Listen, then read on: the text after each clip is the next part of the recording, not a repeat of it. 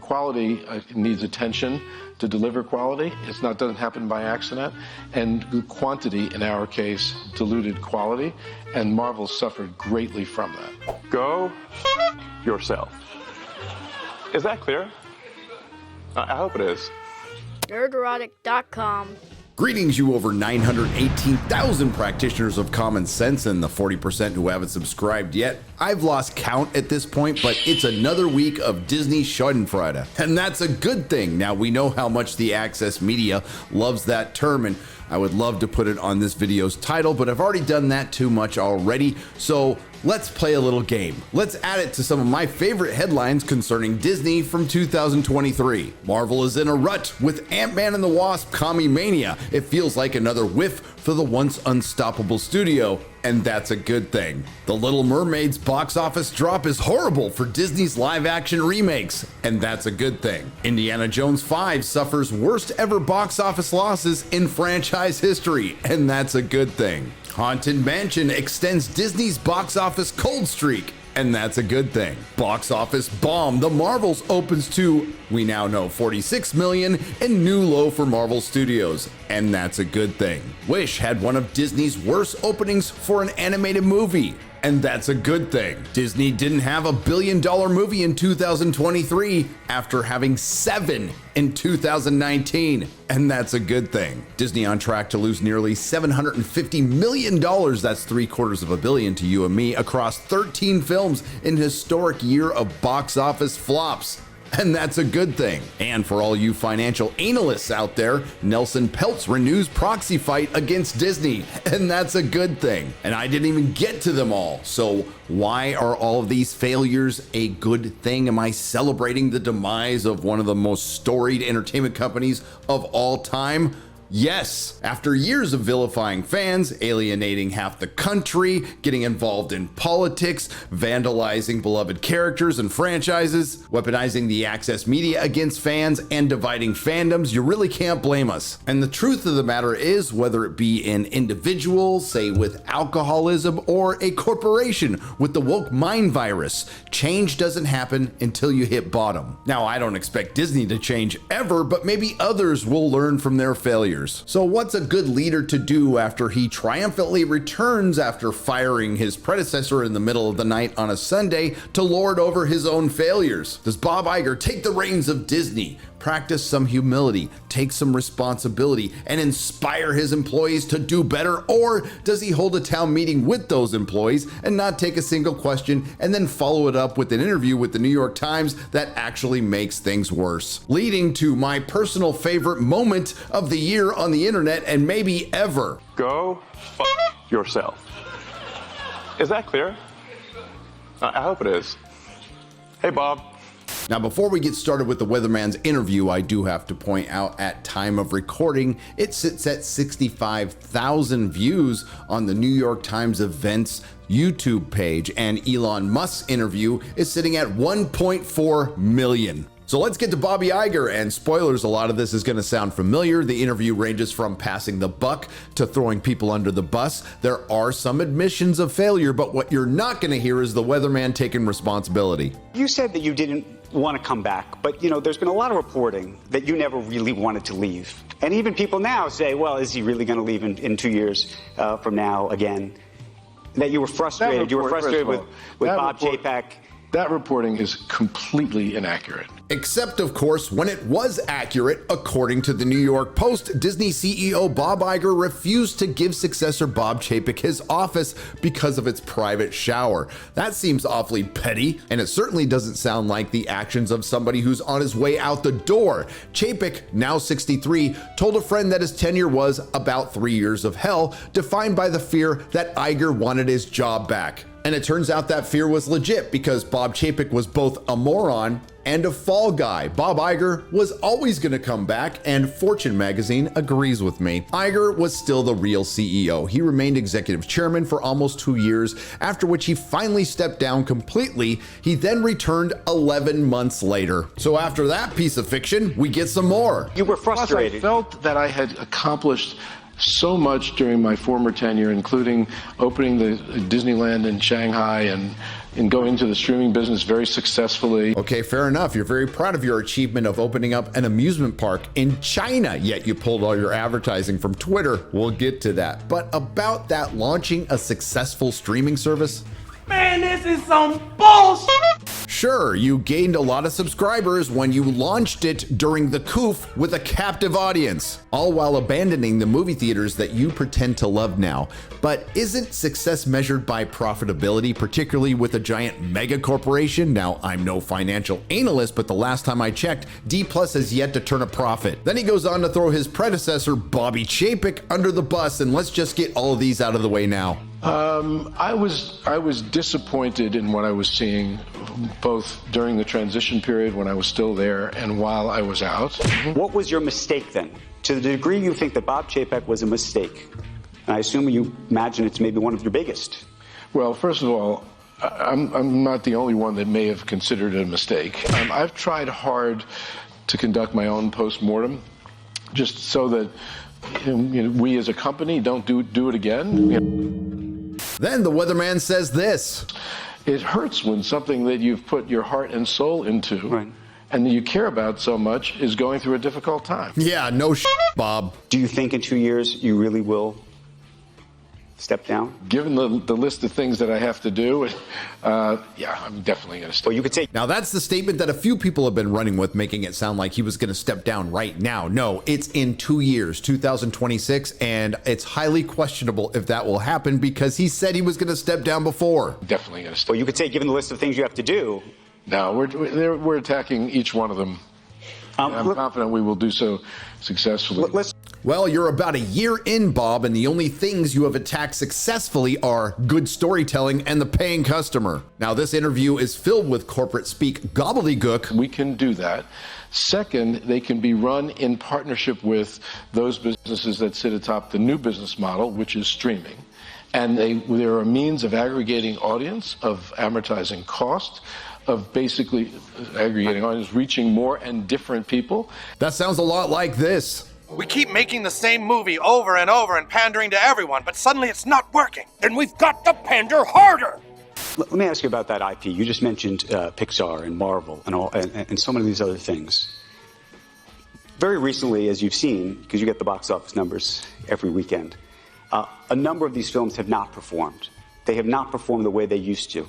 People question the creative magic at Disney. You can look at the Marvels. I'm curious why you think that disappointed. You could look at Wish, Indiana Jones. Now, we know why all these films have failed. They were simply commoditized delivery systems for the message, filled with intersectional feminism and identity politics, prioritized over good storytelling. But let's hear Bob's answer. What do you think? What's happened? Well, I think you have to look at it a couple of ways. First of all, I think the movie business is changing, actually. Box office today is about 75% of what it was pre-COVID. I think we have conditioned the audience to expect that these films will be on streaming platforms relatively quickly. Have you though, Bob? Because I think there's a few movies that say different just off the top of my head. Super Mario Brothers, Barbie, Oppenheimer, Five Nights at Freddy's, and, to a lesser extent, Godzilla -1. My favorite film of the year, and thanks to its $15 million budget, a movie that will be more profitable than anything Disney has put out this year. But things have gotten so bad, Bob Iger can no longer deny it. In our particular case, and specifically about those films, some of those films, they were not as good, they were not as high in quality, not every one that you mentioned, as some of their predecessors, our films, and as they should have been, particularly in this environment. Why do you think that was? A reminder, The Marvels is a sequel to Captain Marvel, where Captain Marvel was devoted in her own sequel, and this was greenlit under Bob Iger's reign. As I said in my review, it doesn't rate very high on the agenda scale. It's not particularly woke, but its complete basis is in intersectional feminism. But let's hear Bob's excuse because it is the worst kind of cope. Well, The Marvels was shot during COVID. There wasn't as much supervision on the set, so to speak, where we have executives there really looking over what's being done day after day after day. You heard right. The Marvels' failure was blamed on COVID, preventing executives to keep an eye on the diverse female director that they hired. I'm sorry, the diverse female director that Kevin Feige cast. Now, this excuse was so bad, even David Ayer had to chime in. And that was a result of, mostly of COVID, but at the same time, we increased our output tremendously to feed the streaming platforms. Too much, by the way. Mistake. Definite mistake. And no, you don't have to question your sanity. You just heard Bob Iger blame the rest of Marvel's failures on COVID, which caused a shortage of executives. Quality needs attention to deliver quality. Doesn't happen by accident. And quantity, in our case, diluted quality. And Marvel suffered greatly from that. So how's Bob gonna turn things around? Well, he spends a lot of it talking out of both sides of his mouth by admitting that they make too many sequels. I don't want to apologize for making sequels. Some of them have done extraordinarily well, and they've been good films too. I think there has to be a reason to make them. You have to have a good story. And often the story doesn't hold up to, it's not as strong as the original story. That can be a problem, but it just has to have a reason. You have to have a reason to make it beyond commerce. Then Bob somewhat complains about Elemental being considered a flop and even calls the perception of this curious. By the way, which is interesting about kind of the New World Order, did okay at the box office. Elemental's a good example, about $500 million at the box office. By the way, to some studios, that would be a gigantic hit. When Disney has a $500 million film, it's a failure, which is interesting. What's curious is Bob doesn't mention the insane budgets that led to the 13 films that have come out this year to lose $750 million. So Bob has essentially repeated what he said at least twice over the past year, that Disney is going to focus on quality over quantity. Then Disney's politics get brought up. Will Disney stay out of making political statements? I think there's a misperception here about what politics is. And I think that some of the subjects that have proven to be controversial as it relates to Disney have been branded political, and I don't necessarily believe they are. I don't think when you are telling stories and attempting to be a good citizen of the world that that's political. Just not how I view it. Do I like the company being embroiled in controversy? Of course not. It can be distracting, and it can have a negative impact on the company. And to the extent that I can work to kind of quiet things down, I'm going to do that. Oh, I'm sorry. That's a clip from November 2022. Here's the clip from just a few days ago. When it comes time to taking positions about issues, I have tried really hard over the years, and I'm not calling them politics because a lot of them are not politics. Sometimes it's what is right and what is wrong. When it comes time to taking positions, I have tried really hard to apply a standard that is relevant to it asks, is this relevant to the company? There are times when there are subjects that maybe we should not comment on because they're not relevant, unless they are of such importance to the world. When, by the way, I think it's interesting when you think about the world and who people listen to and what they expect of leaders. And I just think that there's a time and a place for companies to weigh in on issues, and it's actually something that I think CEOs get paid to do. Bob has also said multiple times that he wants to quiet things down in the culture war, but every time he says something like this, he steps right back in it. I mentioned X, and we're going to see Elon Musk in a little bit. You stopped advertising on X. We did. Tell us about that decision. And by him taking the position that he took in quite a public manner, we just felt that the association with that position and Elon Musk and X was not necessarily a positive one for us, and we decided we would pull our advertising. First, the good news for me and you. Now that Disney's pulled its advertising from Twitter, we don't have to watch their garbage trailers. And some more good news. This was a mask-off moment. Yes, a lot of giant corporations, in my opinion, colluded behind the scenes to leave Twitter, not because of a disingenuously framed tweet by a political organization, because they wanted to take out a potential competitor and somebody who was disrupting the system. Elon didn't take kindly to that, which led to the greatest moment of this year. Don't advertise. You don't want them to advertise? No. What do you mean? If somebody's going to try to blackmail me with advertising, blackmail me with money, go f*** yourself. Go f*** yourself. Is that clear? I hope it is. Hey, Bob. That was glorious, and it continues to put a smile on my face since the day it happened. And yes, we need to normalize CEOs of giant corporations telling other CEOs of giant corporations to go f yourself. But I think the more important quote is what Elon said after that. I'm saying what I care about is the reality of goodness, not the perception of it. And what I see all over the place is people who care about looking good while doing evil. F them.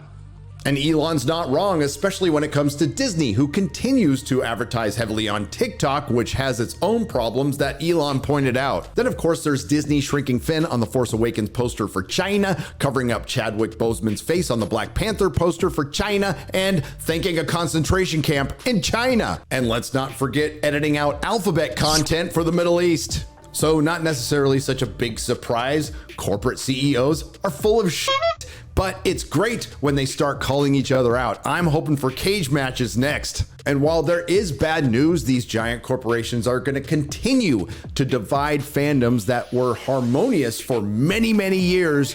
Change is on the way. More people are waking up. I am currently in Los Angeles attending the Los Angeles Comic-Con, and I will be co-hosting 2 panels. One called The Death of the Modern Franchise, and the other one called Why 99% of Movies Are Garbage Today. And the fact that we can have these panels at a Comic-Con next to all the diversity panels is a good thing. That is us winning. All on a weekend where a little monster movie from Japan, Godzilla -1, is killing it considering its budget, proving that while the message divides, good stories will always bring people together. If you like what you heard, please like, share, and subscribe. If you didn't like what you heard, I thank you for listening this long. I will see you in the next video. Nerdrotic.com.